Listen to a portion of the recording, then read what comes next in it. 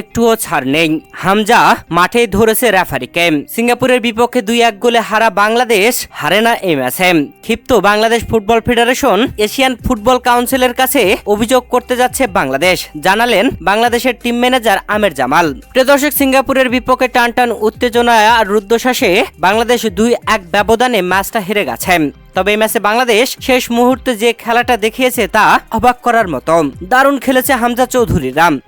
এ যেন গোল পরিশোধে মরিয়া হয়ে উঠেছিল বাংলাদেশ। তবে ডি বক্সের ভিতরে বাংলাদেশের ফাহিমকে বল ছাড়াই পায়ে লাথি মেরে ফেলে দেয়, বড় একটা ফাউল করে। তবে রেফারি ফাউল ধরেননি। ইজি বাংলাদেশের পাওয়া পেনাল্টি দেয়নি রেফারি। রেফারির এমন সিদ্ধান্তে ক্ষিপ্ত ছিল বাংলাদেশের হামজা চৌধুরী। ম্যাচ শেষে হামজা চৌধুরী রেফারিদের সাথে মাঠে আলোচনা করেন।